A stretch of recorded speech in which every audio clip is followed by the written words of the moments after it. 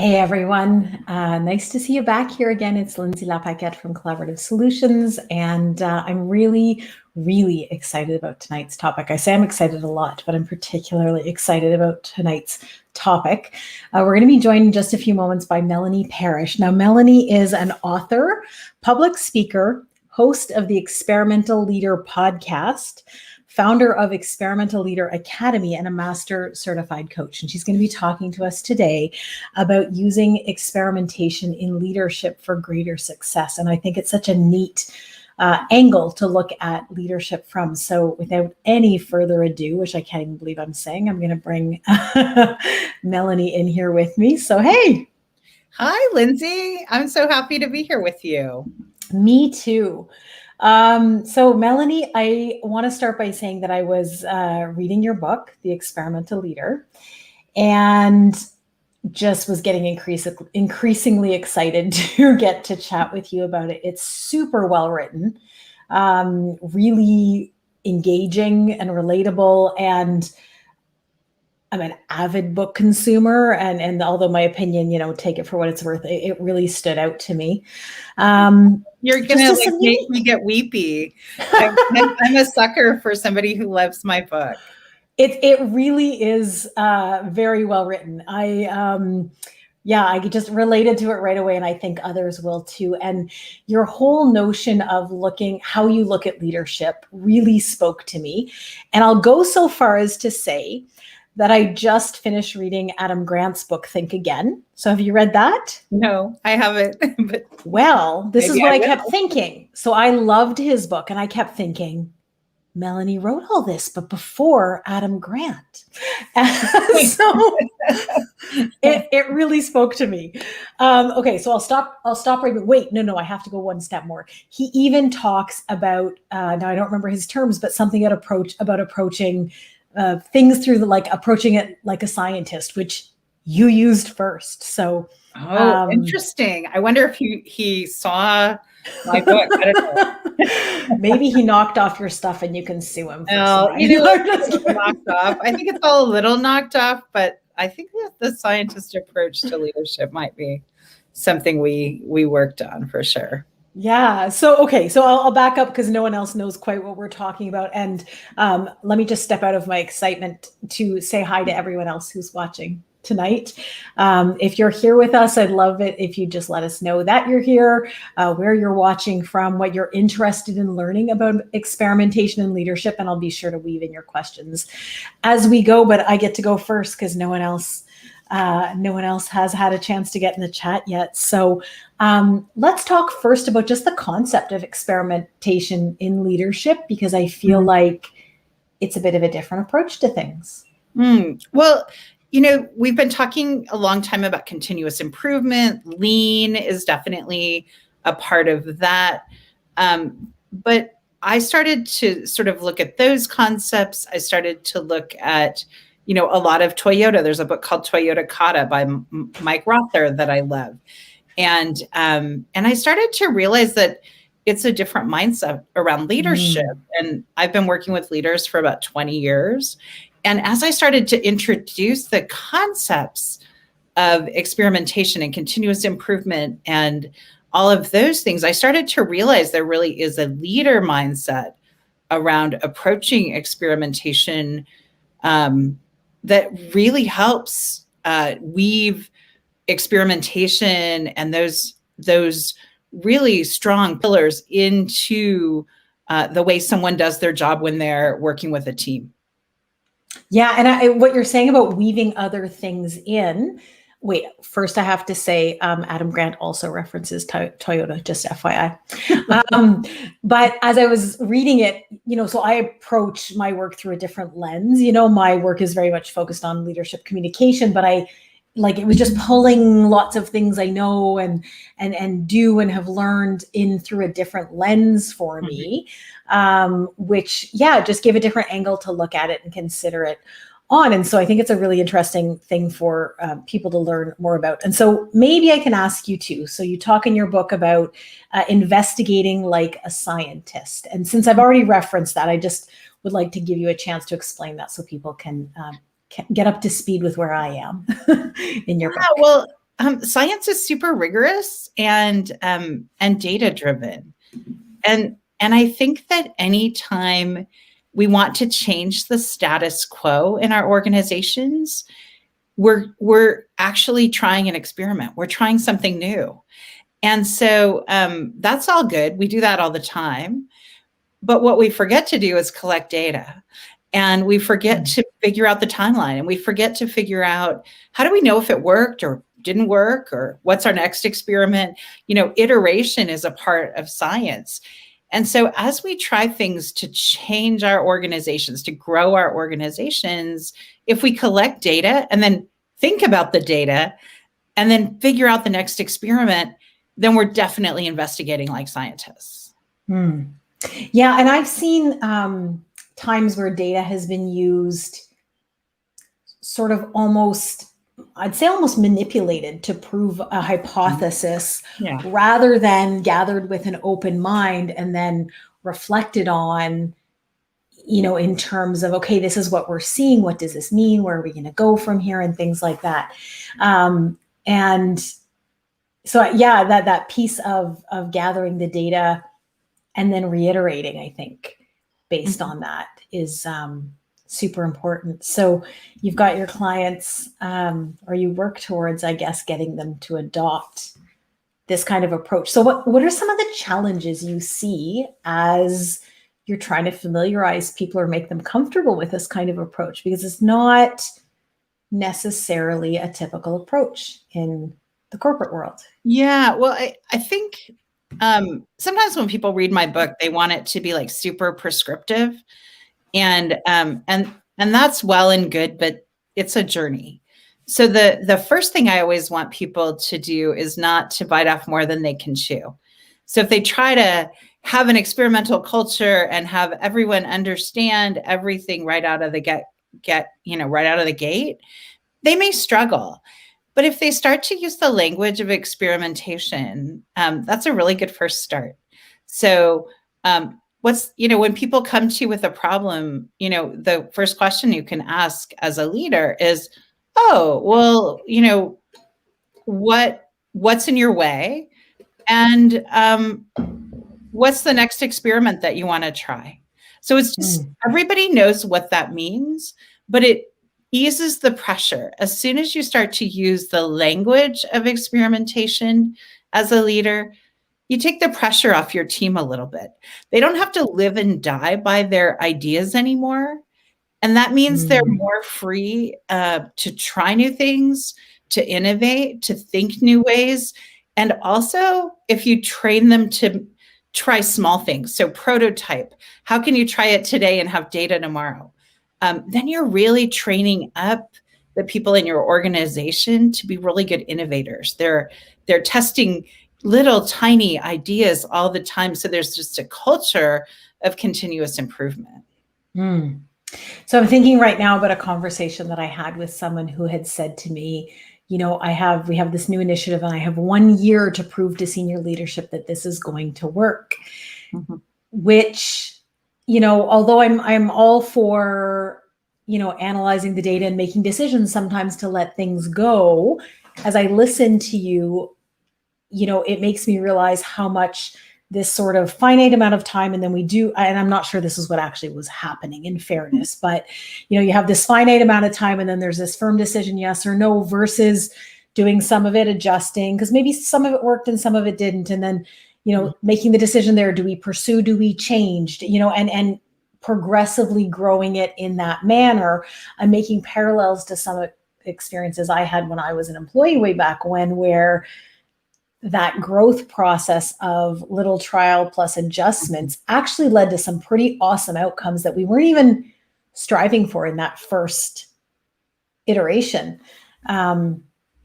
So it is, I can see where that mindset behind that evolution is a big piece of it. And if you think about doing something 20 times, like at the beginning, you're like, okay, let's say we're going to go for a walk around the block. And you're going to look online and you're going to try to find the most beautiful walk in your neighborhood and you're going to get it right the first time. Well, you may or may not get it right the first time because you won't be able to feel what it feels like to walk on the grade. How high is it? How low is it? But if you go for 20 different walks, you're going to know which one you enjoyed more and why. And you're going to learn a lot about yourself in the process. I'm not sure how long I can carry on this metaphor because I've never used it before. But it applies to lots of other things. Yeah, but it's like, as you do it, and if you iterate multiple times, so if you do little tiny increments and innovate, you're picking up data all the time, and you may learn that you hate walking. Right. You may never want to go for a walk again after 20 walks.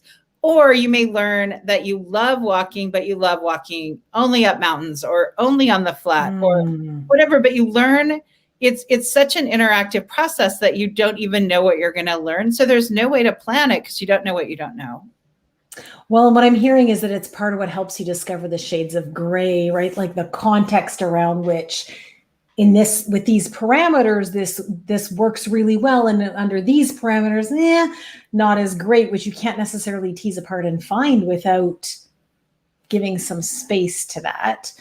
But one of the questions that popped up is how, there is a point sometimes some of the things we experiment with really don't work. They're not a thing that it makes sense pursuing. And so where's that? How do you figure out, is it just we need to tweak and try again? Or is it, this is go a different direction? I mean, often it's budget, right? Like there's either return on investment in a business, even a not-for-profit business has, a return on investment of some kind, like whether it's participants or connection or donations or whatever it is. So often budget is what you're measuring with many, many initiatives. Like, is it doing what we say we're doing? Could be customer satisfaction, which also has some kind of measurement. So there's no there's no cliff. We don't want to set up experiments for a year and then we look at the data. We want to be looking at the data all along because we want to see if we can improve the data, because we want to see if we're making progress. We pretend that things are good or bad, but they're not. They're not good or bad. They're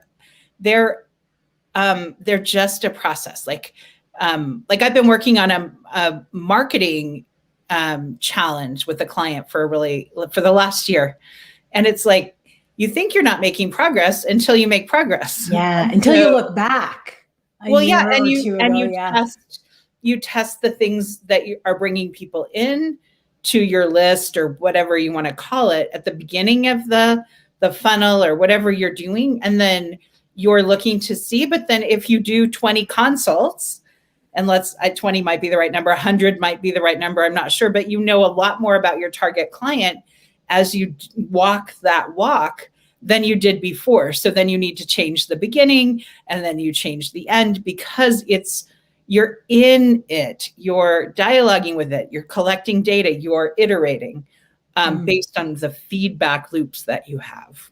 Yeah, I think the point you made about, not just collecting data at the end is super important because I've certainly seen where that, kind of like the example I gave, do it for a year and then we're going to assess if we're going to do this or not versus gathering it as you go along is key.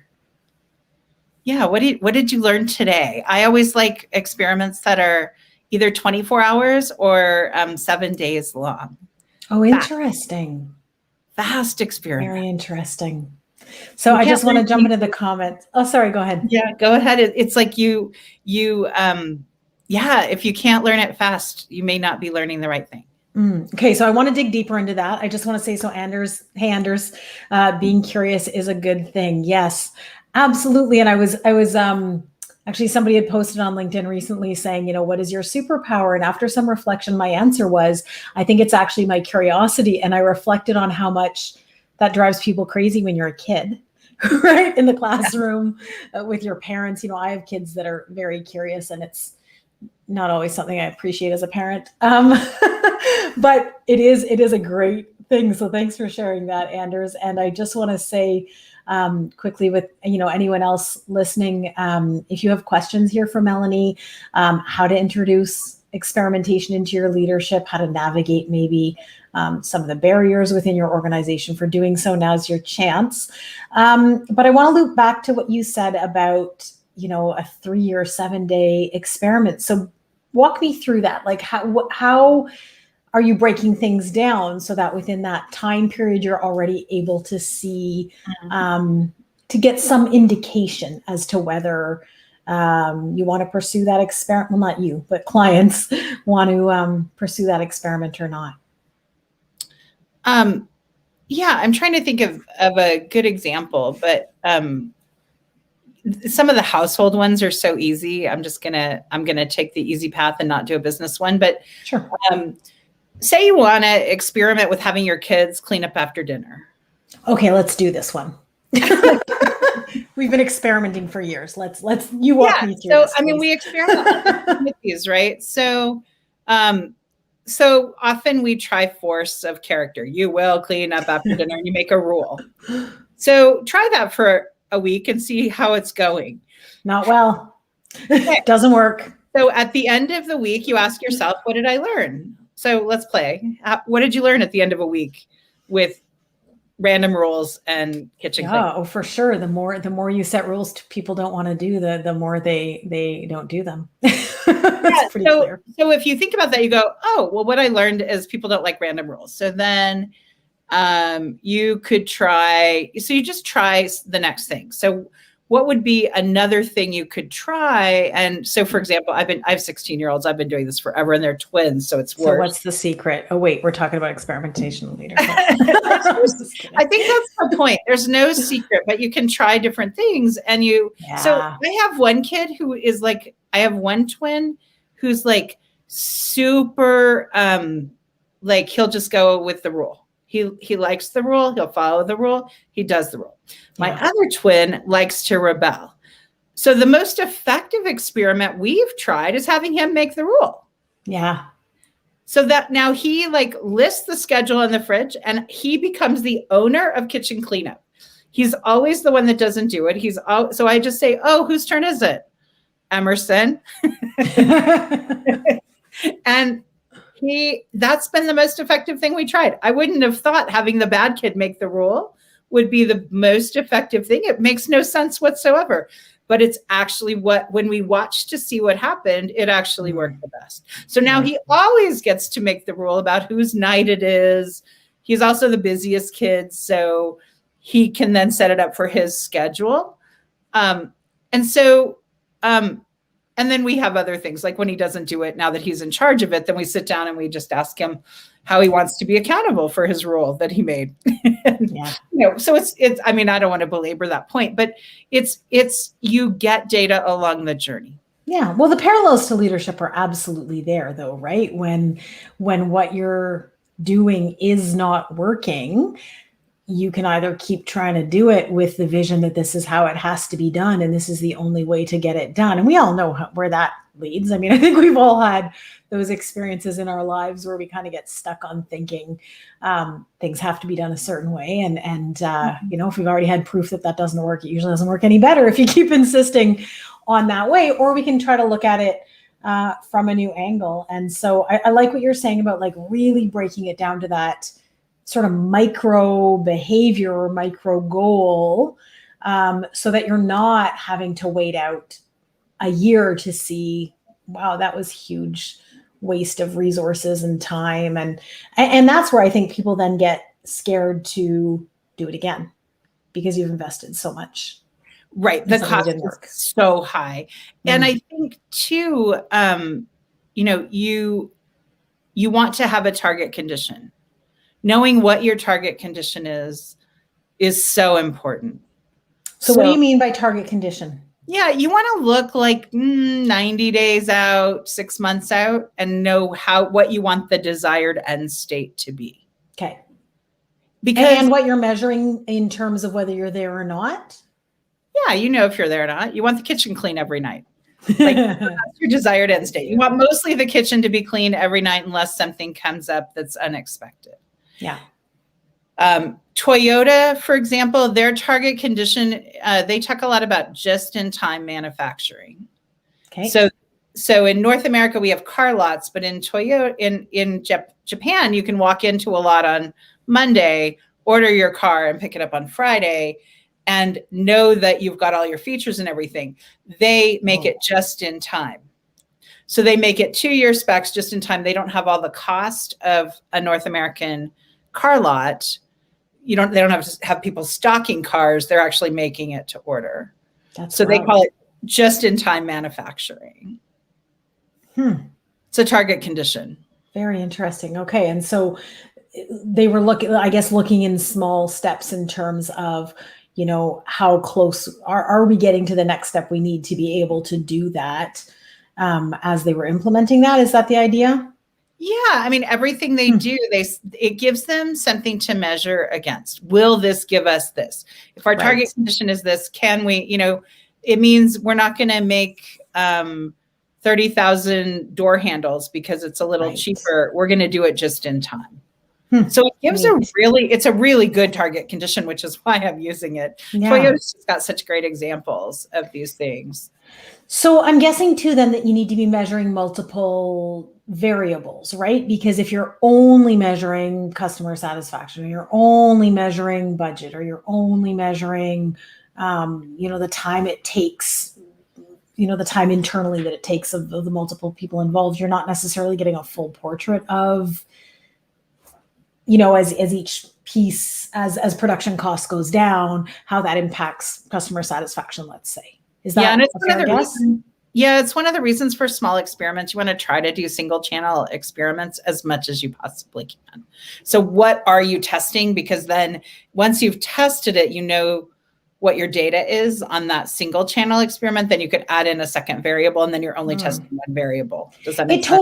It's totally like the think like a scientist approach, because that just brings me back to my master's degree of doing research where, you had to isolate every single variable because you couldn't tell if, I don't know, like the fact that I was in language, the fact that the kid's parents were bilingual was a confounding factor that influenced the child's results. And so you had to control for every single thing. Yeah. So the analogy makes a lot of sense to me. Okay. So I just want to give another chance for everyone listening. If you have questions here for Melanie about experimental leadership, I love the approach. Highly suggest you check out her book, The Experimental Leader. We'll get a link to that in a moment. One thing that I wanted to ask you was, so I want to kind of like switch topics here a little bit, because in your book you talk about reactive leadership behaviors and the leap I'm making to how that influences being able to use this kind of an experimental leadership approach. So start off by explaining what you mean by reactive leadership behaviors. Sure. And I think, so in the book, I think I talk about, 7 or something, but there's an unlimited number of reactive leadership behaviors.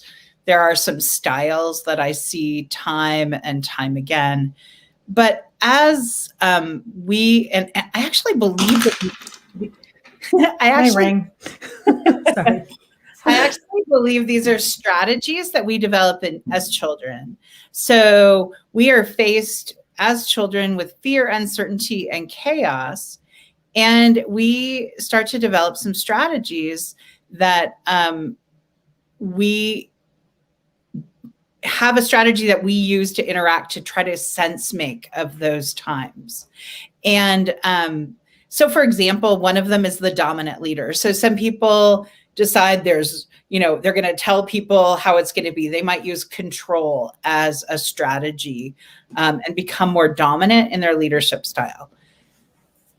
We also have conflict averse leaders. People who don't address conflict, and those things can blow up later. So these are styles. There's a variety of them. There's a charmer. There's the sort of the life of the party person. That's the charmer. The dominant leader is a problem on teams because they only use their brain, because they tell everybody what to do. They micromanage. We lose the brain of the team, the collective intelligence of the team. And so so that's a real problem. We don't want that. In innovation, we want as many brains working on the innovation, as many brains collecting data, as many brains experimenting as possible, because we're more likely to innovate and move the P forward. Interestingly, the charmer, that very highly charismatic leader can also be a problem for exactly the same reason. We might like them more than a dominant leader that just tells us what to do. But if they're selling us their ideas, we're also not accessing the collective mind of the team. And so they're actually a problem as well. In the same way, the conflict averse leader gets in the way of innovation by not allowing that natural friction of ideas. Like, ideas get polished and made better with friction. Yeah. And if a team is too careful with each other, if people don't fall into their roles, if you don't let someone to, rock the boat a little bit, then it can really diminish the collective intelligence of the team again. Yeah. So that friction you refer to, I think that's one of my favorite things in life, right? Which is kind of odd to say, but is to be faced with someone who has different ideas than myself and read them or talk to them about it and reflect on them and really look at, okay, where do I sit on this and why? And sort of go through that process of like debating our ideas out. And yet, I'd say in past, not as much now, but it's always like, it's very often been perceived as challenging someone and I don't think I had the skills way back when to sort of make it more clear that I wasn't challenging someone, when really it was more that process of, but hey, I just want to wrap my head around like different angles we can look at this from. And is this the best way? I'm not saying your idea is the worst idea. I just want to kind of look at the reasons behind, so I can kind of like make the logical links of the why. And I can so see what you're saying about how when that friction isn't allowed to happen, the conversations just get stunted in a way that doesn't allow, and then I contrast to environments I've been where that's fostered, and teams I've seen where that is really fostered well, and it's just a whole different environment. You can feel the difference in energy when you walk into. Yeah. And you can also, it's interesting. We all have to think about sort of what's the emotional climate we want in our workplace. I'm not sure we want it to be the perfect, like warm butter, feels like a spa kind of experience in our workplaces. Right. Yeah, it gets a little complacent with that, I find. Yeah, I like something that has like a real cadence of productivity to it. I like that people can be short with each other. They don't have to spend all their time saying, oh, hi, how are you? Just was wondering. Like, they can actually just get to the work because they have trust. And all of that, like, that tolerance for friction is very much something that the leader leads. It is not, it is very difficult to change that culture from below. Yeah, I would agree with you. Absolutely. I do think we as individuals have a role to play in it. Yes. However, I agree with you that sustainably shifting it across the organization from an individual perspective is a mountain to climb. Well, the leader can teach it. Yes. If I'm below, if I'm on a team, I can be it, but I can't teach it to my peers in the same way that a leader can really value it and honor it and call it forth and call it out. Like, to say, wow, this is really good. I really loved how I heard so many differences. And I feel like we emerged with a really good next experiment to try, because we had all that friction and we had all those ideas. We have some really good things to try next when we experiment. Yeah.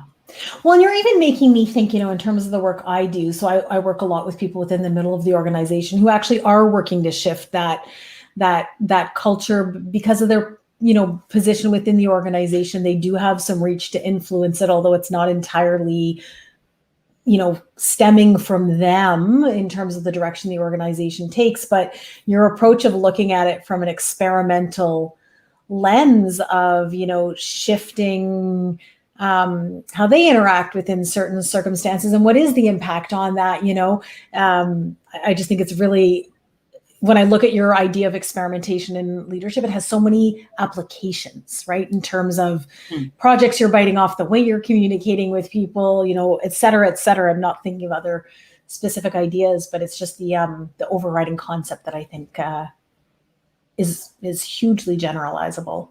Well, and I think people sometimes think when you say, "Oh, how are you going to experiment?" It's like you're not holding it as important. And like some people read it that way. Interesting.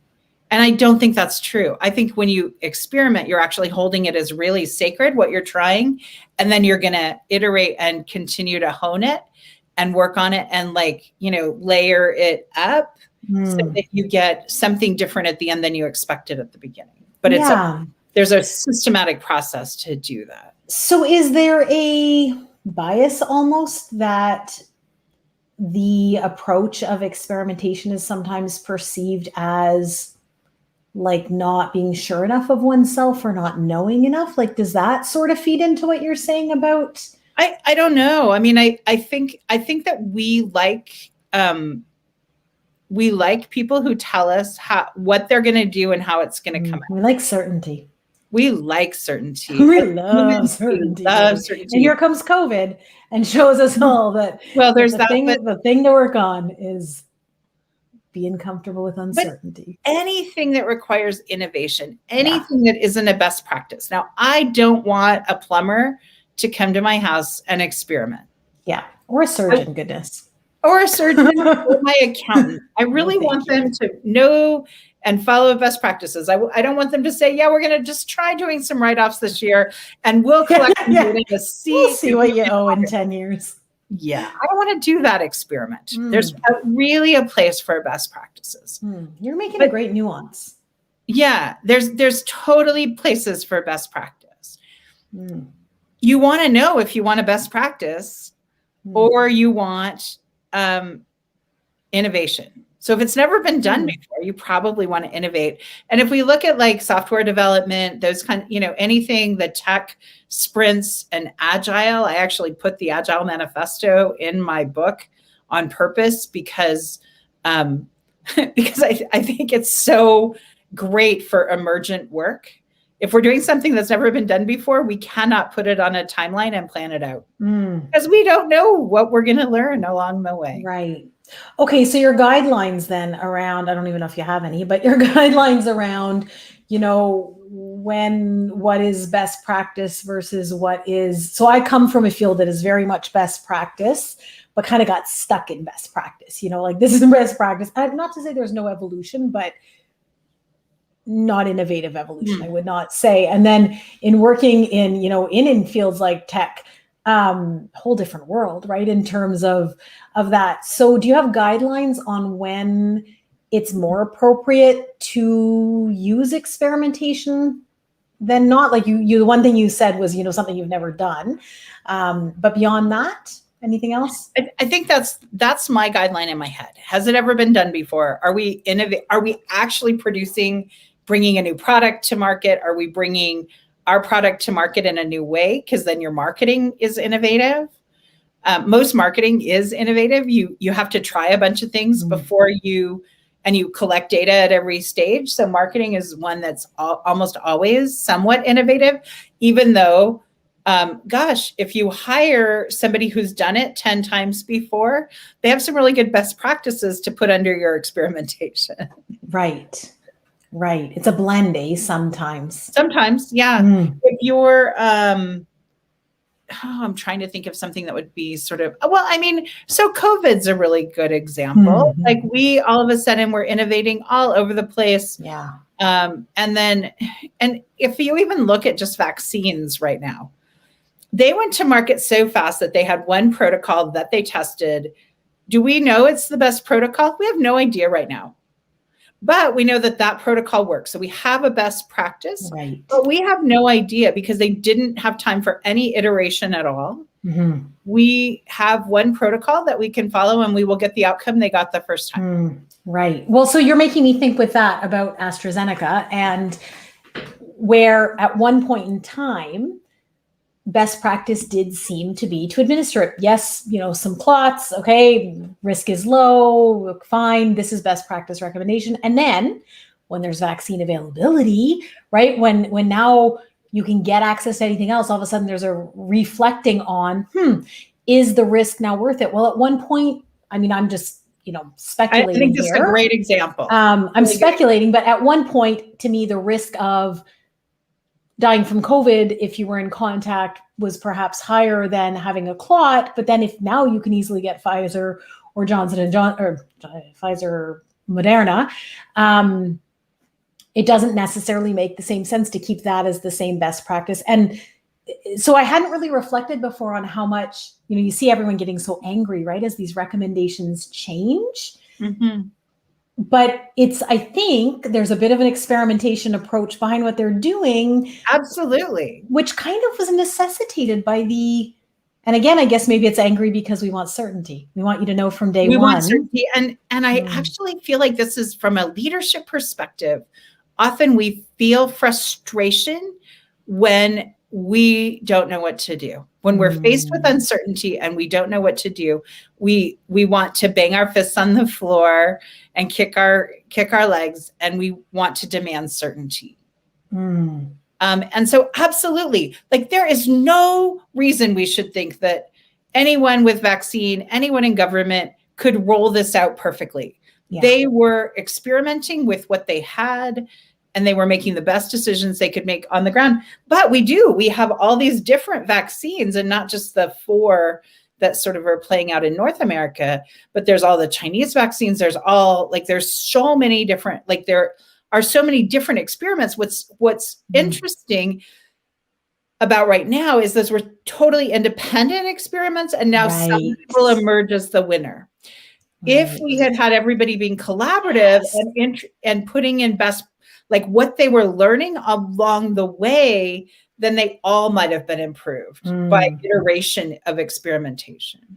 Yeah, that resonates with me so much, that that collective power of everyone being able to share their realizations could have led to a really interesting outcome. Well, and in Canada right now, they started rolling out all the vaccines on a 4-month cycle instead of every 3 or 4 weeks. Right. There's no data for that. Right. And remember how scared everyone was, and then the data started coming in. Yes. But then you get data. So then you go, oh, well, that's not so bad. Although right now, I think now they've stopped AstraZeneca, and now people are going to have to start again with a different vaccine. There is a lot of emergent stuff, and in a crisis, how much do you follow best practice and how much do you innovate? Those are balances leaders make on the ground all the time. Mm-hmm. Well, and what is best practice in a crisis versus what is best practice when I have 5 years to develop a vaccine, right? We're looking at a different set of factors. Mm-hmm. So, a lot of what I'm hearing here really is the flexibility in thinking how you approach each individual situation based on the factors in that situation, and that being a big key piece of what helps a leader decide what is the best approach right now. Being able to reflect on the different perspectives of other people, and then bring it to little tests, little experiments to see, reassess, and move forward. But that, I think, also takes being able to swallow when it doesn't work, right? And I think that's a tough thing, especially in a world where performance and being right are held sort of as gold stars, I would say. Yeah. And I think that as a leader, the place we need to skill up as leaders is when we feel that uncertainty, to catch ourselves and to question in that moment. What am I afraid of? Who do I want to be? How do I want to grapple with uncertainty? As opposed to, I'm just going to find somebody to blame about the uncertainty. Yes, that's a huge point. And I see it in myself, that when uncertainty gets too great, I start to overthink. And it's something I try to catch and say, it's okay to not know the next step right now, with certainty. Because I'm kind of somebody that goes through these phases of testing. And then once I have enough data, whether formal or qualitative, I kind of have an opinion on what I think on the matter, but early on, not so much. And it's something that I also try to catch myself on is this is part of the process, and working on tolerating that sense of discomfort that comes up when you don't have all the answers. You know? Yes. And I think too, sometimes we get tired. Uncertainty makes us tired too. And that's, and so I believe, and I mean, obviously this is my, framework and my thinking, but I believe instead of saying, who do I blame? At that moment, it's what's the next experiment we need to try? That's the question that changes everything. Because that's a huge takeaway. That's the thing you want to change in that moment. There's something you're unhappy with. There's something that is causing you consternation as a leader. I don't want people to have to learn to not have those feelings. I just want them to learn to turn them into productive questions for themselves.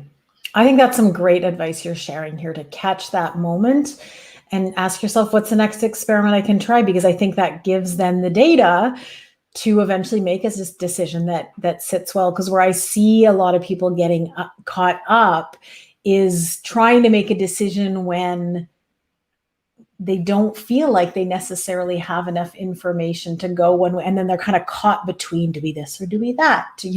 I don't know the right way. And what you're saying there, pause, pick your next experiment. And that's actually what's going to help you get to where you're wanting to go anyhow, which is a little bit more certainty around. Yes. Yes. And you're just training yourself that certainty isn't your goal. Right. Certainty Absolutely. Only leads you one way to best practice. Yeah, I agree. All right. So if anyone has any questions for Melanie, now's your last chance to drop them in the chat, and I'll share them with her here. As I said before, highly recommend your book. Great read. Where can people find it? Well, I would love to give any one of your listeners a free copy. And take them up on that. They can get it at digitalbook.experimentalleader.com. Okay, let me just add this in here.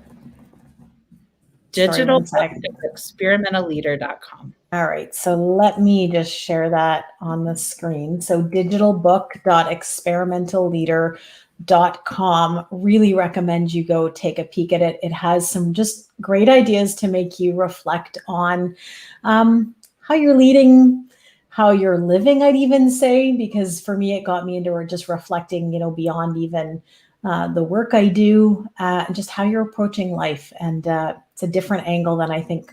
I've read lots of stuff on related topics, and haven't quite come across something from this lens. And I'm sure you'll get some great takeaways from that. So is there anywhere else you'd like to have people check out or reach out to you? No, that's a great place to get to know me and kind of the way I think. I do have a really awesome, I realized in the last 6 months that this book is for more advanced leaders. And I realized that there's a gap for new leaders. So I have a brand new leadership program that just launched called Leadership Essentials. And I'm super excited about it. So if you sign up for the book, you'll have lots of ways to contact us. And we'd love to talk to you if you're struggling in your leadership. We'd love to talk to you about things like micromanaging and accountability and delegation. I love this program so much, and we have such great feedback on it for real change. Awesome. I don't doubt it. All right. Well, listen, Melanie, thank you so much for your time and for getting me to think about all of this from a different lens, and for everyone listening as well. And thanks to everyone for listening. We'll see you back again in 2 weeks. And I forgot yet again to note down. Oh, I know. In 2 weeks, so 6 p.m. on, I don't know where that takes us, early June. Hang on. June 2nd, we'll be here 6 p.m. Eastern with Falk Kaiser, who's going to be talking to us about a program around managing chronic pain. So hope you'll join us then. So thanks, everyone, and bye for now. Bye. Thanks, Melanie.